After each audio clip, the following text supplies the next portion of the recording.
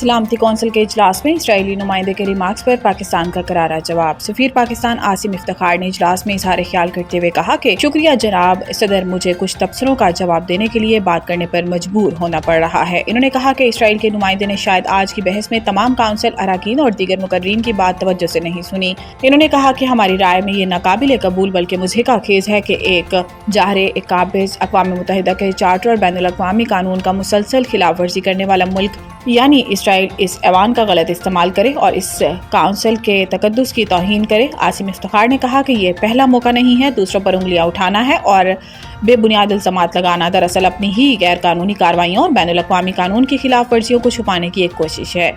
इन्होंने कहा कि इसराइल ने गैर मुतल्लका वाक़ये का हवाला देना भी ज़रूरी समझा और पाकिस्तान के बारे में गुमराहकुन रिमार्क्स दिए ताकि अपनी ही गैर कानूनी कार्रवाइयों और बैनुल अक़वामी कानून की खिलाफ वर्जियों को दुरुस्त साबित कर सके। कतर समझता है कि इसके साथ धोखा हुआ है और मामला अब फ़लस्तीन से आगे बढ़ेगा।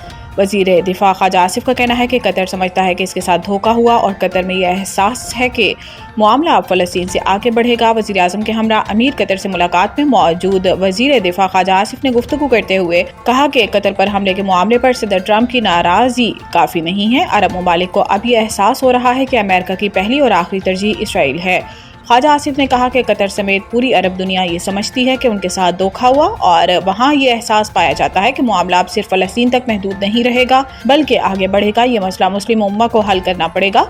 इनका कहना था कि अगर खित्ते में अमन कायम हो जाए तो इसराइली वज़ीर आज़म नेतन्याहू एक दिन के लिए भी इक़्तिदार में नहीं रह सकते। जब तक जंग जारी रहेगी नेतन्याहू इक़्तिदार जीतता रहेगा। तोशा खाना 2 इमरान खान और बुशरा बीबी की जल्द समाअत और ट्रायल रोकने की दरख्वास्त दायर। हाई कोर्ट में ये अपील बैरिस्टर सलमान सफदर और चौधरी के जरिए दायर की गई, जिसमें मौक़िफ़ इख्तियार किया गया है कि ट्रायल कोर्ट ने नवंबर 2024 में बरीयत की दरख्वास्त मुस्तरद की थी, जिसके खिलाफ 21 जनवरी 2025 को अपील दायर की गई। अपील की आखिरी समाअत 25 अप्रैल को हुई। इसके बाद से मामला ज़ेरे इल्तवा है। दरख्वास्त में मजीद कहा गया है कि अपील में ताख़ीर से दरख्वास्त गुजार के बुनियादी हकूक मुतासिर होने का खदशा है, जबकि ट्रायल कोर्ट गैर मामूली तेजी से कार्रवाई आगे बढ़ा रही है। दरख्वास्त गुजार के मौक़िफ़ के मुताबिक अपील पर फैसला आने से पहले अगर ट्रायल मुकम्मल हो गया तो अपील का फ़ायदा ख़त्म हो जाएगा।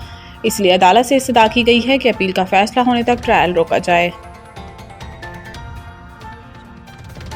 वज़ीर आज़म ने सैलाब-ज़दा इलाकों के बिजली बिलों में रिलीफ के लिए IMF से राब्ते की हदायत कर दी। ज़राए का कहना है कि वज़ीर आज़म ने वज़ारत ख़ज़ाना के हुक्काम को सैलाब-ज़दा इलाकों में रहने वाले अफराद के बिजली बिलों में एक माह के इस्तिस्ना पर IMF से राब्ते की हदायत की है। ज़राए के मुताबिक वज़ीर आज़म ने इस मौका पर कहा कि वज़ारत ख़ज़ाना अब IMF के साथ इस मुमकिन रिलीफ से बातचीत करे। बातचीत का मकसद सैलाब-ज़दा इलाकों में लोगों को फौरी रिलीफ दिया जा सके। ज़राए ने बताया कि शहरों या देहात ये रिलीफ पूरे पाकिस्तान के सैलाब-ज़दा इलाकों में दिया जाएगा। इससे काबिल चेयरमैन PP बिलावल भुट्टो ने भी हुकूमत से सैलाब मुतासरा इलाकों में किसानों के बिजली बिल मुआफ़ करने का मुतालबा किया था। ताहम वज़ीर आज़म ने सैलाब के सबब मुल्क में ज़रई और मौसमियाती एमरजेंसी नाफिज करने का ऐलान किया है।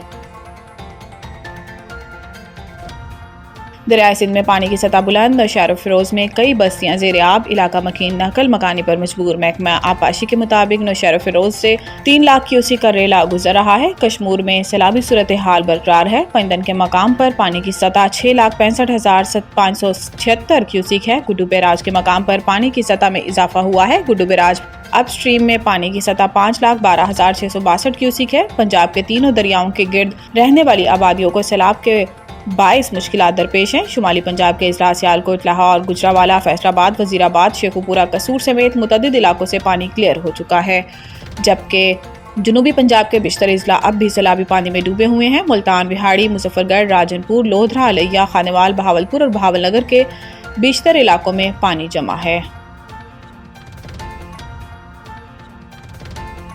एशिया कप T20 पाकिस्तान अपना पहला मैच आज ओमान के खिलाफ खेलेगा। ओमान के खिलाफ पाकिस्तान के मैच को भारत के खिलाफ इतवार के बड़े मुकाबले से कबल वार्म अप के तौर पर देखा जा रहा है। इस मैच से कबल पाकिस्तान क्रिकेट टीम के हेड कोच माइक हसन ने दुबई की पिच का मुआयना किया और प्रेस कॉन्फ्रेंस से उसे बैटर्स के लिए साजगार करार दिया। हसन का कहना था कि पाकिस्तानी टीम में मल्टी स्किल्स खिलाड़ी मौजूद हैं। दूसरी जानिब ओमान की टीम के कप्तान जदेंद्र सिंह ने प्रेस कॉन्फ्रेंस में कहा कि पाकिस्तानी टीम का ओमान से कोई मुकाबला नहीं है, मगर T20 फॉर्मेट में कुछ भी हो सकता है। उनका कहना था कि एशिया कप में बड़ी टीमों के खिलाफ खेलना ओमान के लिए एक मौका है।